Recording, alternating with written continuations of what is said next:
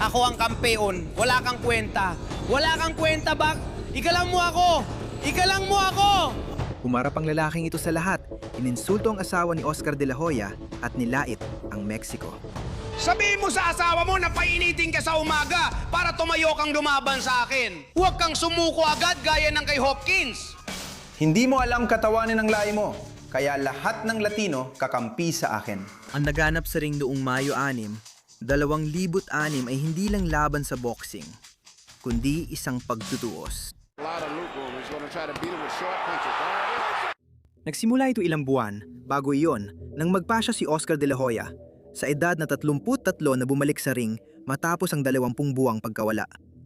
Ang huli niyang laban ay masakit na pagkatalo kay Bernard Hopkins sa knockout dahil sa suntok sa atay na tinawag ng marami na kontrobersyal.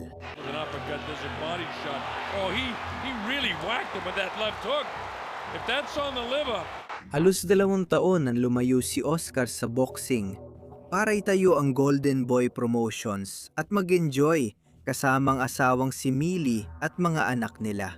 Maganda ang buhay sa labas ng ring, pero may kulang. Yung apoy na kailangan niyang patunayan na siya pa rin ang Golden Boy. Na inalok ng kanyang team ang laban kay Ricardo Mayorga para sa sinturon ng World Boxing Council, malinaw kay Oscar ang desisyon. Dito siya muling babalik sa tuktok. Pero si Oscar de la Hoya, wala siyang ideya sa halimaw na kanyang ginising.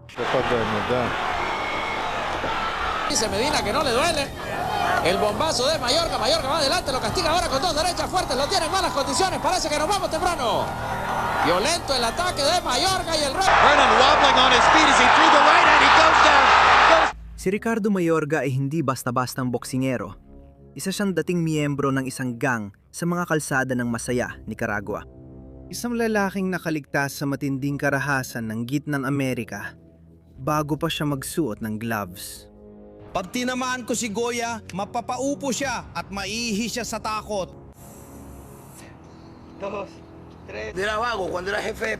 Dati akong tambay at leader ng gang, nahuli akong may patalim.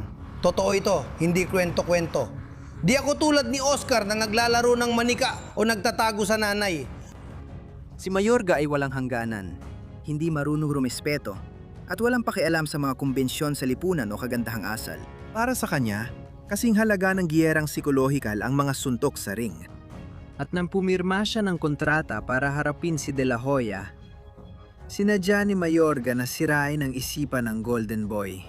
Bago pa man tumunog ang unang kampana, unang nagkita sina Oscar at Mayorga para mag-record ng isang promotional na anunsyo para sa laban.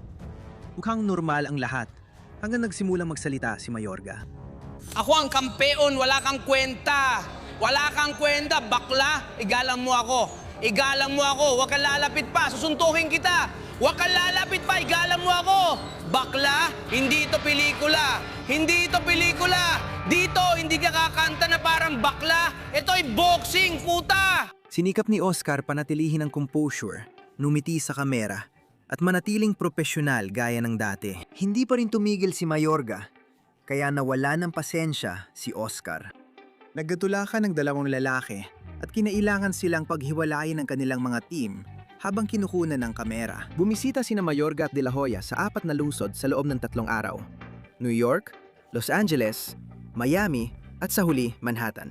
Bawat press conference ay naging nakakatakot na palabas dahil sa sunod-sunod na insulto at pag-atake ni Mayorga, pati sa Mexico at maging sa asawa ni De La Hoya. Ako ang kampiyon! Payaso ka, hindi mo alam kung paano kumatawan sa lahi mo. Bakla! Kaya lahat dito kakampi sa akin. Salvadoran, Panameño, Cuban, kahit Mexicano. Bakla! Pati lahi mo, ayaw sa'yo kasi hindi mo sila kayang ipagtanggol. Sabihin mo sa asawa mo na bigyan ka ng lakas sa umaga para tumayo ka at lumaban sa akin. Huwag kang magpapabagsak tulad ng ginawa mo kay Hopkins. Bakla. Tumigas ang mukha niya na parang bato. Nanginginig ang kamay sa mesa. At nang magsalita, mababa ang boses pero puno ng nakamamatay na pangako. Nawalan ka ng respeto sa 2 mahalaga sa akin.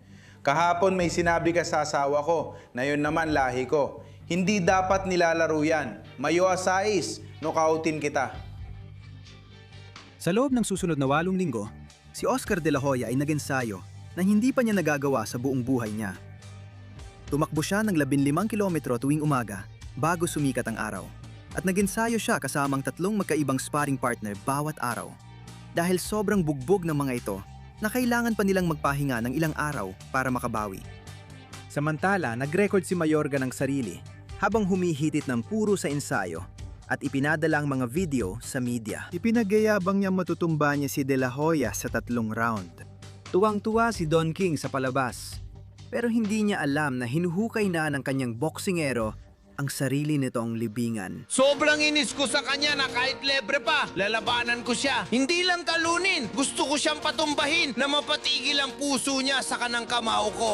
4 na araw bago ang laban, nagbanta si Mayorga na urong sa laban at humingi pa ng dagdag na $500,000 bukod sa kanyang 2 milyon na premyo. May nagsabing natatakot siya. May iba namang sinabing sinasamantala lang niya ang pagkakataon. Sa anumang kaso, tuloy ang laban. Nag-alab ang MGM Grand Garden Arena, mahigit 11,000 tagahanga ang sumisigaw. Hindi lang ito basta laban, personalan na ito. Nang sa wakas ay humarap si Oscar kay Mayorga at nagkatitigan sila.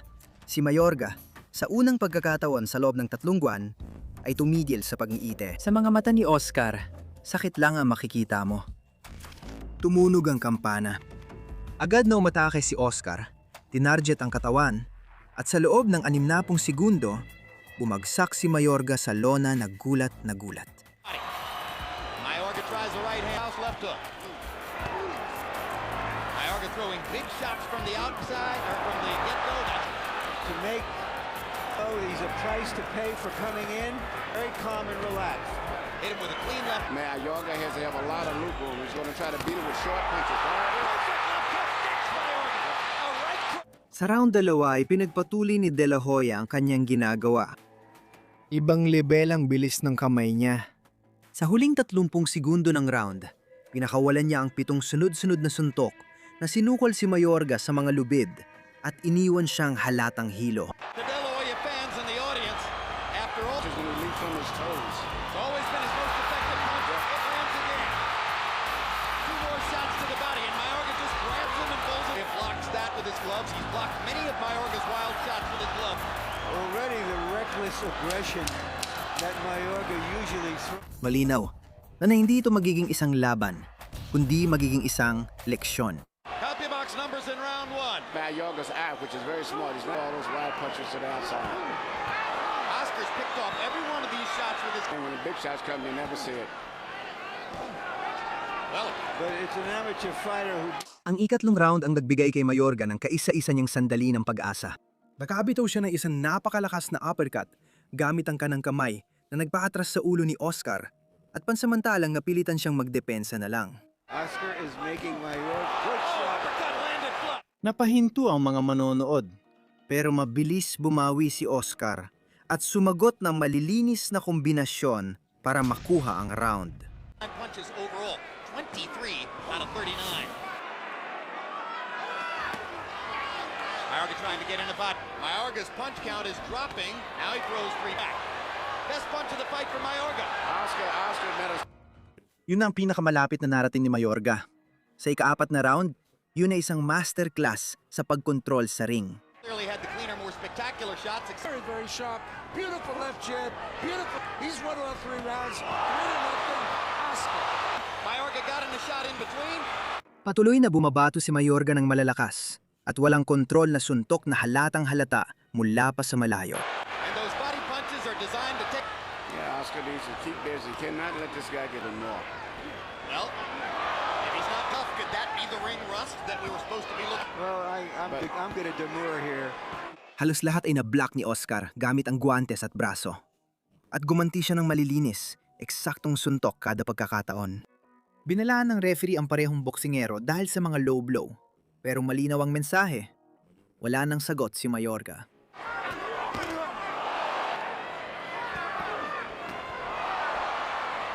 Easier to see when you blocked a long looping punch with your gloves than if you blocked a short punch inside. Jabbing twice. Body shot by Mayorga, 2 left hooks to the body by... Changes. Mayorga has his right hand so low. Both fighters not to hit on the back of the head. Get him in the later rounds. That De La Hoya fades. De La Hoya looks so relaxed in this fight that I don't... Pagsapit na yung kalimang round, umabot na sa sukdulan ang kanyang frustration. Pagod at desperado, sinimula ni Mayorga na puntiryahin ang batok ni Oscar, kaya binigyan siya ng babala ng referee na si Jay Nadi. De La Hoya, he's fighting... Well, one thing that's been said about respect, a lot of people say, well, Forrest is jab right cross fighter, very similar to Oscar De La Hoya. So far, he's provided a very clear answer to that question.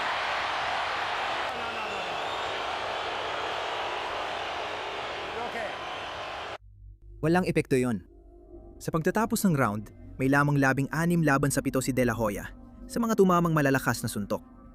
Si Mayorga ay bumabato ng lahat ng kaya niya pero wala siyang tinatamaan.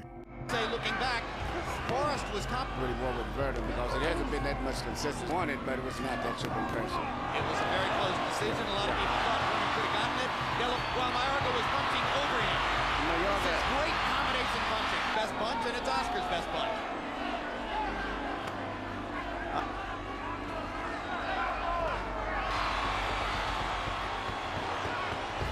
Fighting Mayorga requires that you go into the blades of the helicoplicity of punches here tonight. And we haven't seen from him in some way.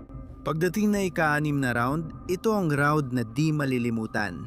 Sinimulang habulin ni Oscar si Mayorga. Alam ni Mayorga na delikado siya, kaya sinubukan niyang magtakip at umatras. People wanted to know if Oscar had become a better promoter than... His punches. De La Hoya got his respect in the first round.